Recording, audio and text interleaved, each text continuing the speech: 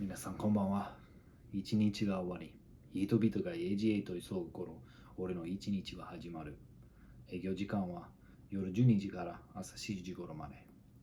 人は深夜食堂で言ってるよ。客が来るかって、それが結構来るんだよ。What does this mean? Well, first, it means I watch way too much TV. This is the most recent show I've been watching while I eat dinner or eat lunch, and it's called Shinya Shokudo, which is Midnight Diner. It's about a diner in Tokyo where there's tons of different characters that come in and out. There's tons of seasons, so I guess more like 5 seasons. But every episode starts with some sort of dish and it kind of revolves into the story. And at the end of the episode, they teach you a little bit how to cook that dish. So I get excited about cooking too. I absolutely love it. It is my motivation for learning Japanese right now. And you know what? My motivation changes day to day, and that's okay. I just think you need a little bit of motivation, and Japanese is not as hard as you think, which brings me to why I'm making this video.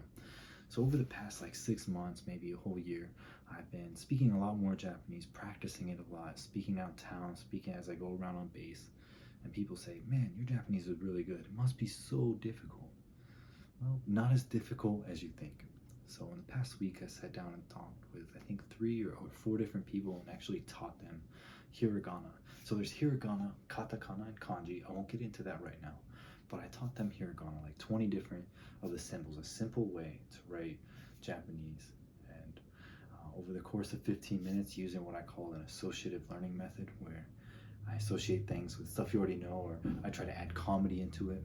Because if you know something, you're trying to remember it, it's a lot easier to remember if you're connecting emotionally with some kind of humor or sad feeling. So after 15 minutes, they're over there and they go through 15 or 20 different hiragana, and they're able to pick out all of them and they know how to pronounce them. And I say, guess what, dude? You know about a third of all of them. Imagine if you just did this for 15 minutes a day, or 10 minutes a day, or hey, how about an hour a day? So it kind of blows their mind. And I encourage everyone while they're here in Japan, either you're stationed here for a couple years or 10 years like myself, or if you're here visiting, that you learn a little bit of Japanese. There's benefits to it. Number one, it's appreciated. So it's good for building relationships with people out in town, friendships, whatnot. But even more so, it makes the whole experience of being here fun and immersive. When you're able to go out in town and you're like, oh, I know this symbol, I know that symbol. It just makes it feel like you're inside of Japan. It's hard to describe, but it makes it more immersive. I'll tell a story. So when I was first learning Japanese, I took my first college class. I remember going to a restaurant, I open a menu and I'd say, oh, and it'd be all in hiragana. I have no idea what it's saying, and I'll talk about that in another video, but I would order it because I could read it. And when it came, I was so surprised, like I don't even know what it is, but it was fun. It's a great experience. So please get out and have that fun experience. Learn some Japanese while you're here. It's not that hard. So today's video, what I'll talk about is how I look at learning Japanese. And just like I'm a big fan of food, big fan of that show, the Shinya Shokudo, the Midnight Diner, I'm a fan of cheeseburgers, right? So I'm gonna tell you my method for learning Japanese, which I call the cheeseburger, right? In another video, I might go over hiragana, katakana, and kanji, the differences between them, and then eventually I'll teach something. I don't know if I'll make many videos or not. Who knows? We'll see where it goes. So, cheeseburger, right? What do you need? Well, we're not walking around with a patty in our hands and some meat and cheese. It's gonna fall everywhere. We need a bun. We need a bottom bun. We need that meat, that cheese, those toppings, and we need that top bun. And that bottom bun is the foundation. You need a good foundation to learn Japanese, because if you just learn arigato and this here and this there, you're not really going to get that far unless you have a structure and a foundation. One thing I recommend for making that foundation, that bottom bun, is to take a college class, because it's forced, it's good structure. You also get college credit. But if you don't care about college credit, you don't care about taking class, you don't have that type of time to dedicate, no worries.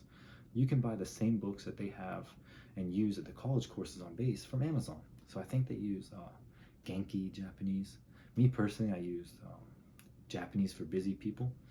They're both great. They put it in little bite-sized chunks, but what it does, it gives you that foundation for learning Japanese.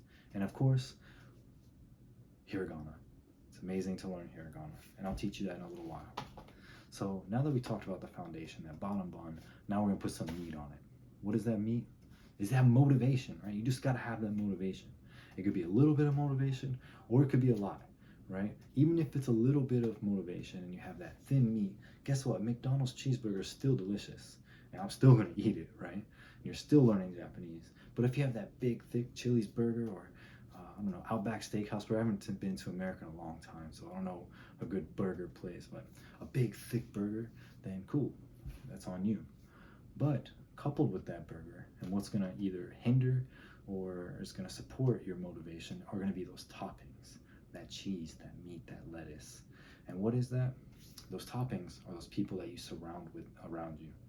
It was about a year ago, maybe a little less than a year ago, about September, October last year, I was taking a class about leadership, and we read the 21 Irrefutable Laws of Leadership from John Maxwell.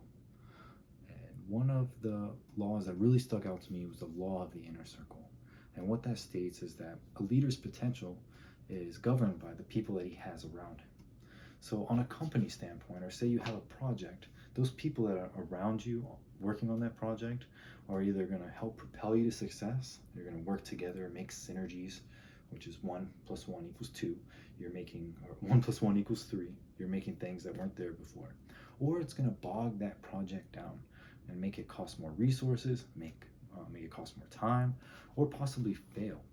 And I think of ourselves as a company. I am St. P, a company, right? A company learning Japanese. And you too are a company. And the people that you surround yourself with, that meat, that cheese, those lettuce and tomato, it's either going to propel you to success or it's going to make success harder to attain, right?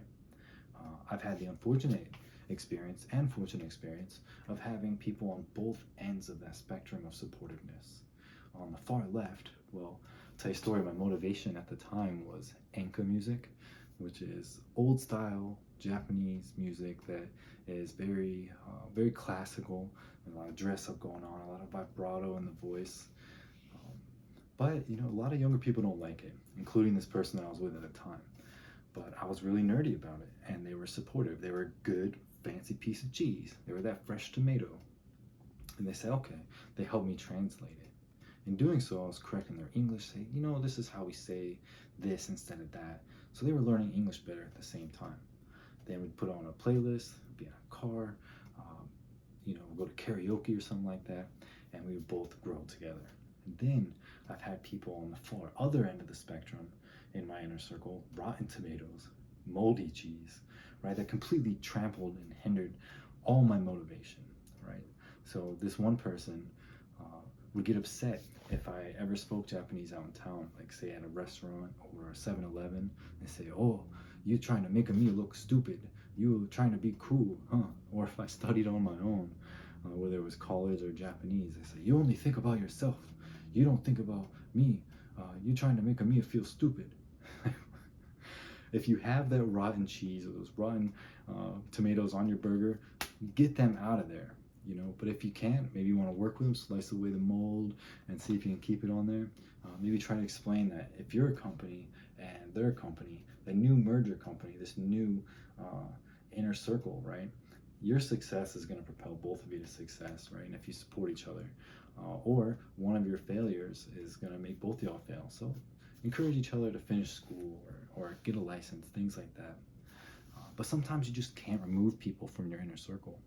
This could be a coworker or a boss or just someone you just can't get rid of. And I would recommend in that instance just to get creative. Don't let no one tread on your motivation, right? How do you get creative? Well, you can take up a sport like fishing, where you can literally spend hours with someone and not have to talk to them.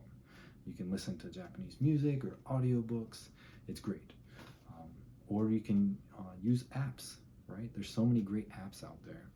My favorite one is called Kanji Box, because you can learn vocabulary, you can learn kanji, you can adjust so much in the settings. So you can go from N5, 4, 3, 2, 1. You can adjust the difficulty levels. You can adjust whether or not it shows hiragana only, or if it'll show the English letters for the word, or the English translation for the word. It's very user-friendly and free.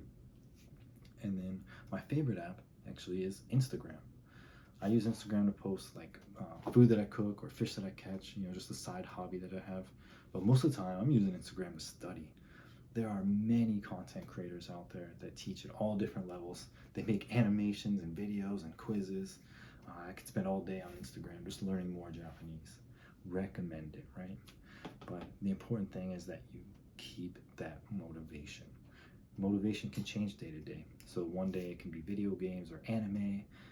It could be movies. It can be meeting someone else out in town. It can be just having the experience of going somewhere and being able to read what's going on around you. Whatever it is, you got to keep that motivation. All right. So we talked about the foundation, that bottom bun. We talked about that meat. It could be a thin slice of meat or it could be a thick slice of meat. You just got to have meat in your burger, or else it's just a cheese sandwich. We don't want that. We want cheeseburger, right? You got to have that good inner circle with fresh vegetables and fresh cheese on your burger. And last but not least, you need that top bun, because we would look silly trying to eat a cheeseburger like this. But you need that top bun. And that top bun is just using it.